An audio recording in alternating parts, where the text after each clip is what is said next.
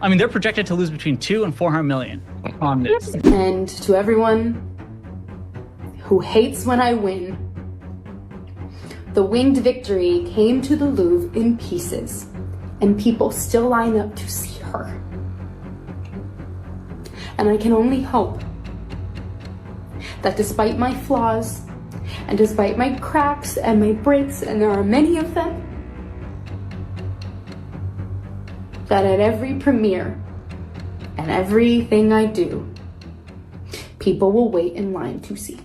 Disney is officially in meltdown mode, and honestly, it's worse than anyone imagined. After years of hype and hundreds of millions of dollars spent, their big Snow White remake just tanked at the box office. And not just a little, we're talking about a full-blown catastrophe. Insiders are calling it a $120 million disaster, and the panic behind the scenes is real. Executives are freaking out, scrambling to figure out who's to blame. There are emergency meetings happening, fingers being pointed in every direction. And here's where it gets wild. Reports are saying Disney is now going after Rachel Zegler herself, the star of the film, demanding that she actually pay them back for part of the loss. Yeah, you heard that right. They're saying her actions may have cost them everything. The thing that really shocks me about this story, Disney and all these media companies, they invest hundreds of millions of dollars into these projects, right? Have they ever thought about maybe like a little bit of vulnerability study, opposition research, that sort of thing before you go and hire some Zoomer who's a lunatic? Yep, you heard that right. There are serious rumors going around that Disney might actually be trying to make Rachel Zegler pay back part of the money they lost on Snow White. And not just because the movie flopped, but because they believe she might be the reason it all went downhill. They're talking about brand damage, bad press, and a mountain of negative publicity that seemed to follow her everywhere. And this isn't just some internet drama or a tabloid rumor. This could be the first time in Hollywood history where a studio tries to hold the star personally accountable for a movie bombing. To multiple insiders, after that brutal opening weekend, top Disney executives called an emergency meeting to figure out how things went so wrong. And get this. The conversation reportedly turned to whether Rachel's behavior actually broke parts of her contract. Her viral interviews, where she openly mocked the original Snow White, her political hot takes, and that awkward press tour, they're now being looked at as a possible violation of her professional obligations. The original cartoon came out in 1937, and very evidently so. There's a big focus on her love story. With a guy who literally stalks her. Yeah. Weird. Super weird. So we didn't do that this time. So no prince or a different kind of prince? We have a different approach to what I'm sure a lot of people will assume is a love story just because we cast a guy in the movie, right. Andrew Burnap, great dude. It's really not about the love story at all, which is really, really wonderful. And whether or not she finds love along the way is anybody's guess until 2024. All of Andrew's scenes could get cut, who knows? I'm gonna stand there 18 hours in a dress of an iconic Disney princess. I deserve to be paid for every hour that it is streamed online. Some reports even claim that Disney's legal team had to step in. Seriously. They started digging through her contract, looking for anything they could use. Things like morality clauses or PR-related rules that would let them take action. From the outside, it looks like damage control. But behind the scenes, it's starting to look like a full-on corporate war. And Rachel might be the first one to fall. But it gets even more intense. One source says the mood inside Disney's boardroom wasn't just tense, it was furious.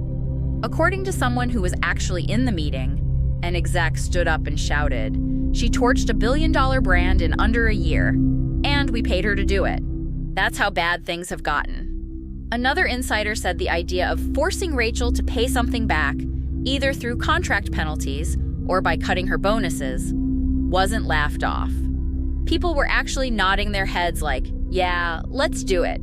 It's not 100% clear what route they'll take, whether they'll cancel future deals, pull her profit shares, or just demand a public apology. But one thing is crystal clear.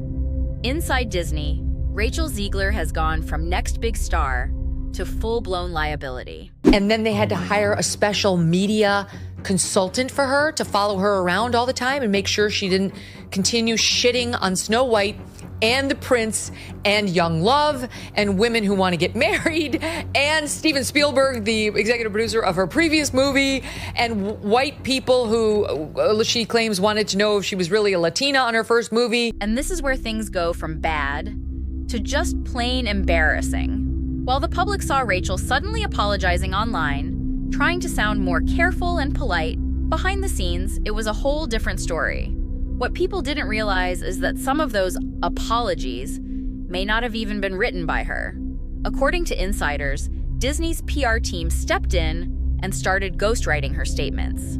They wanted her to sound more sorry, more controlled, just to calm down the internet and stop the fan outrage from spreading even more. If that's true, then Rachel wasn't just being told what to say. She was being handled like a PR problem. And here's the kicker. She's not just being blamed for the movie's failure. She's being made to pay for it. Literally. If Disney really manages to pull this off, if they take back money or change her contract after the fact, this could be a game changer in Hollywood. It sends a loud message. If you tank a legacy franchise with your words and attitude, even you aren't safe. They've been in a full meltdown about this girl for a couple of years now, and how they had her tweet out like a little, yay, Snow White, can't wait, so excited, I love to play her. And she did it and got like millions of views, and they were like, good job, Rachel. And then she, like minutes later, followed it up with, and never forget, free Palestine. And isn't her co-star Jewish? Yes, Gal Gadot, whatever. Gadot. I mean, what? Yeah. Wow. They tried, they flew an executive, one of the producers, out to go visit personally with Rachel Zegler to say, could you please take that down? Because we understand you can have your political views, but those aren't really helpful while you're trying to build an audience for a movie. Maybe you could save them for like your diary and your friends, but like maybe not, maybe just take the tweet down. And she wouldn't. Rachel Zegler was reportedly in total shock. According to sources close to the situation, she was nearly in tears when she finally found out how bad things had gotten with Snow White. She really believed this was going to be her breakout role, the one that launched her into the A-list, made her Disney's next big star, and opened all the doors in Hollywood. But instead, she's now stuck in the middle of a complete disaster.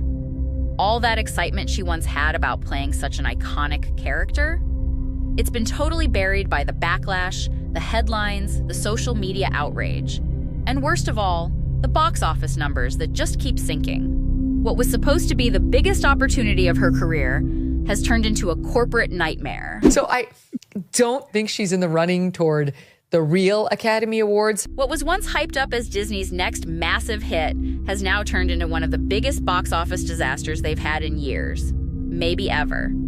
This movie was supposed to be a huge win, a fresh take on a classic, a safe bet with a big budget, big name, and a beloved story. But what they got was the exact opposite. Instead of being the heart of Disney's remake strategy, Snow White is now being used as a warning, a $200 million cautionary tale about what happens when a movie pushes the message harder than the story. Critics aren't just calling it a flop. They're calling it a complete brand meltdown. It didn't just underperform. It managed to turn off the older Disney fans and fail to connect with new ones. That's a worst-case scenario. And most people agree, this wasn't just about bad timing or weak marketing. The real problem was way deeper. Bad casting choices, the wrong tone, and a massive PR mess that never got cleaned up. Disney didn't just miss the mark. They missed the audience completely. Isn't this the one where they actually took the dwarves out of the seven dwarves? Yes, we have CGI dwarves now. Okay, yeah, because little people didn't need jobs either. As Peter Dinklage wanted the whole field to himself. Went out there and was kicked like, the ladder down behind this is him. insulting, unless it's me. He kicked the ladder. Yeah, down. he The got his ladder. money in Hollywood. Now he's like, Oh, don't nicely hire done, anyone else. Smug. The ladder. That was nicely done. Now- No, but I mean, he got his money acting as a little person. Now he's saying it's demeaning for them to have those roles. He acted as a dwarf on like the most popular show on TV for 10 years, made millions of dollars. Now he's like, how dare people hire dwarves to act as dwarves? It's ridiculous. He got his money and then kicked the ladder down behind him. Meanwhile, online, people are still trying to figure out how Disney, of all studios, let this happen. Social media is packed with breakdowns, theories, behind-the-scenes rumors. Viewers are digging into everything. just trying to make sense of it all. This is Disney we're talking about, the brand that's supposed to be untouchable. But now, Snow White is being used as a case study for exactly what not to do when you're rebooting a classic. The sad part is, the failure didn't come out of nowhere. It was years in the making, and the signs were all there. From Rachel Zegler's attitude in interviews, to her controversial political takes, to the film itself straying so far from the original story. It's like the movie was designed to upset the very fans it was supposed to win over. This wasn't just a creative misstep, it was a disconnect on every level. And now, the fallout is so big, Disney's being forced to take a hard look not just at this movie, but at their whole live-action remake strategy. They tried to modernize a fairy tale, and instead, they broke the magic. It's also a generational thing. I mean, her generation has basically grown up being told, every opinion you have, post it online, share it with the world. You're the most special person. The world revolves around you. Everyone has to change to fit your beliefs because you're so special and you're so important and everything you say is validated and that's your truth. And that's not going away anytime soon. There was a time when just announcing a live-action Snow White remake would have had the internet buzzing, fans excited, nostalgia kicking in, and everyone expecting another Disney classic. With hundreds of millions poured into this project, people thought there was no way it could lose. But here we are. And now, industry experts are actually shocked by how bad this movie tanked. Not just in the US, but worldwide. Instead of becoming a global hit, it turned into a full-blown cautionary tale. One people are now using as an example of what happens when a studio loses sight of its audience. And believe it or not, the warning signs were there from the start. Behind the scenes, things were a mess. The budget kept growing. Reports say it ballooned to somewhere between $170 million and $270 million. Why? Because everything that could go wrong did. There were delays, reshoots. The Hollywood strikes hit hard. There was a COVID outbreak on set. And at one point, a literal fire broke out during filming. It felt like every step forward came with 2 steps back, like the movie was cursed from day one. Even inside Disney, the doubt had already started creeping in. A few execs reportedly questioned the entire direction of the project. Some were whispering, maybe remaking this particular classic in a radical way wasn't such a great idea after all. But by that point, it was already too late. The money had been spent, the sets were built, and Rachel Zegler, for better or worse, had already become the face of the film. From the moment Rachel Zegler was cast, people started paying attention. She was a newcomer, young, fresh, and suddenly given the responsibility of playing Disney's very first princess. That's a big deal. That role comes with history, with meaning, with emotional weight for generations of fans. At first, she seemed excited. She talked about how honored she was to step into such an iconic role. But that excitement didn't last long, because soon, things took a turn. In several interviews, Rachel started making comments that caught people off guard. She called the original Snow White creepy. She mocked the love story. She even said the prince was basically a stalker. And for a lot of fans, especially those who grew up on the original, it felt like a slap in the face. This wasn't just any movie. Snow White is a piece of animation history. It was Walt Disney's first full-length feature. It launched the entire Disney legacy. So, when Rachel spoke about it like it was some outdated joke, it didn't sit right with people. And instead of walking it back or softening the message, she doubled down. She started saying the film needed a modern update, one where Snow White didn't need a prince or romance at all. She pushed the idea that the original story was old-fashioned, even harmful, and that this version was going to fix it. Now sure, some people saw that as empowering, but many, especially longtime Disney fans, saw it as condescending. Not just to the film, but to the values they grew up with. It wasn't just what she said, it was how she said it. Her tone came off sharp, sarcastic, even smug.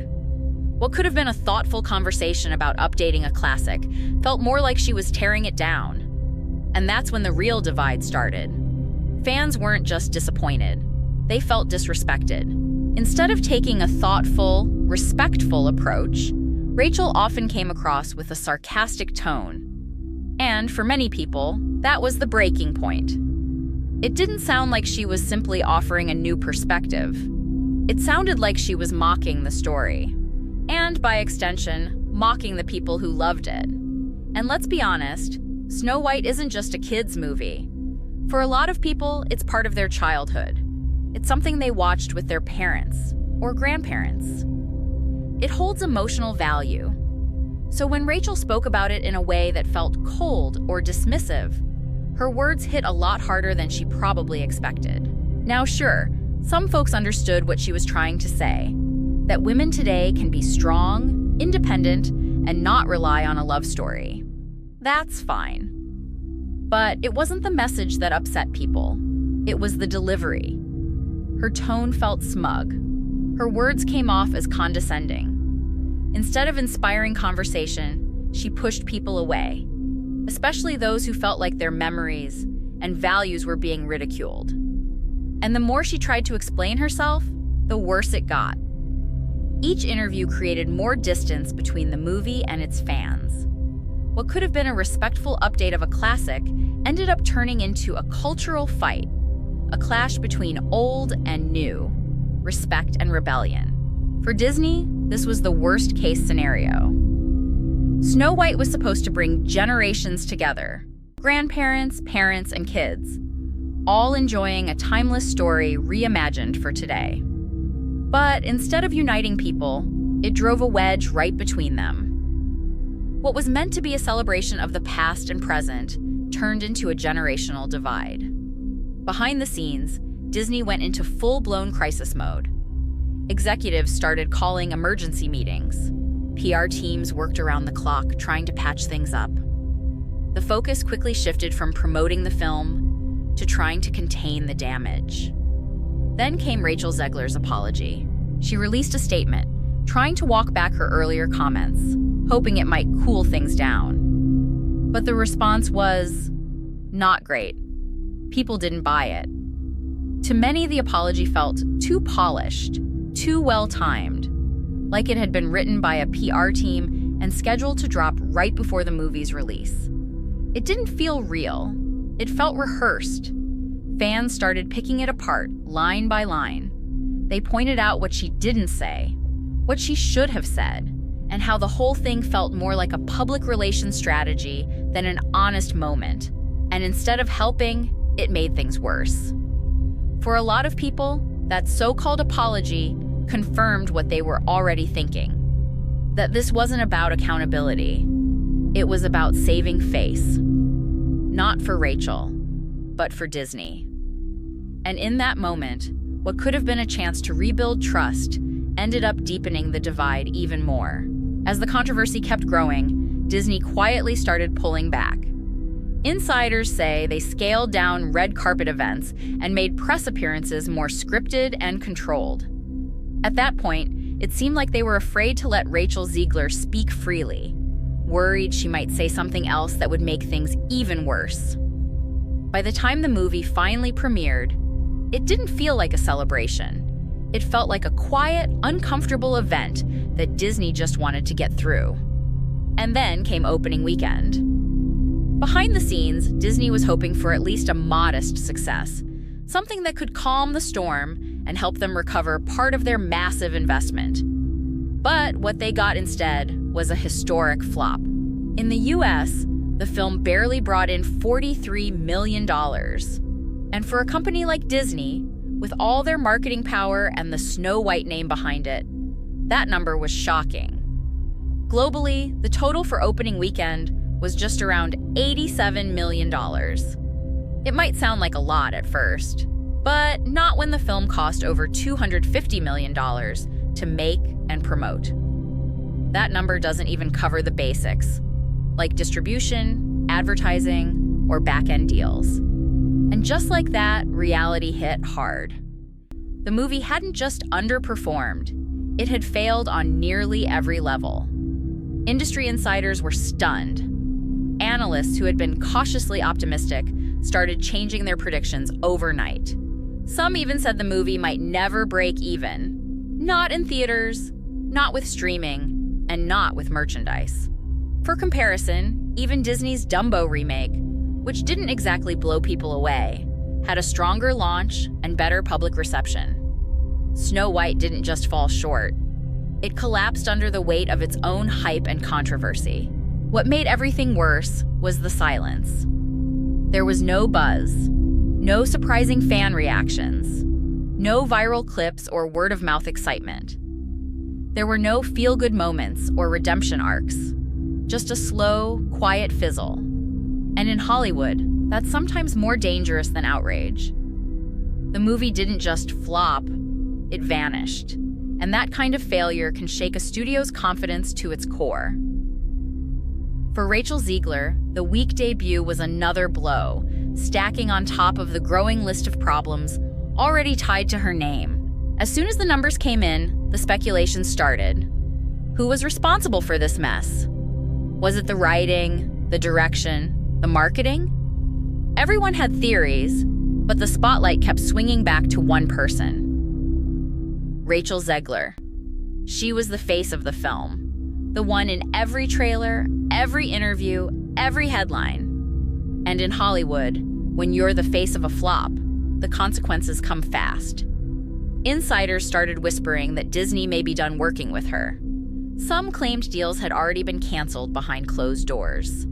Others went further, saying the company might even be looking at legal options to claw back some of the money they lost. Whether they make it official or not, one thing is certain. Rachel's future with Disney is hanging by a thread. And it's not just Disney.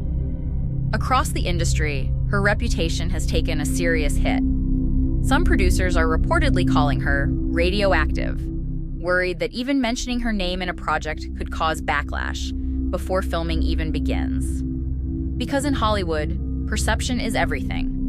Once a star becomes known for drama, controversy, or failure, people stop taking risks. They stop writing scripts with you in mind. They stop calling. And that's where Rachel Zegler finds herself now, in a place no rising star wants to be. Now, as the dust settles, fans are still left asking the same question. What really went wrong? Some point the finger at Disney itself, saying the studio tried to force a modern rewrite of a classic story that didn't need fixing. Others say the problem started with casting, that Rachel Zegler was the wrong choice from day one. But one thing most people seem to agree on is that her comments hurt the film more than anything else. Critics were harsh. Rotten Tomatoes scores dropped fast. Audience reactions were brutal. And as the memes, jokes, and backlash piled up online, Disney did what most studios do when they're overwhelmed. They went quiet. Even Rachel's co-stars started distancing themselves. Martin Kleba, who played Grumpy, admitted in an interview that the controversy had taken the joy out of what should have been a proud moment for the cast. And now, Rachel Zegler finds herself at a crossroads. She can take a step back, rethink her approach, and work to rebuild her image. Or she can keep pushing forward as if nothing went wrong. But many believe that path would only widen the gap between her and the audience. No matter what happens next, one thing is clear. She's no longer Disney's rising star. She's the warning sign. Because this Snow White story has become much more than just a box office failure. It's a message to every actor, every studio, and every brand. If you ignore your audience, if you dismiss a legacy, and if you treat a beloved story like it's disposable, no amount of money or star power will protect you from the fallout. Especially not when your name is attached to one of the biggest flops in recent memory. So, what do you think? Can Rachel Zegler bounce back from this? Or is her Disney fairy tale officially over?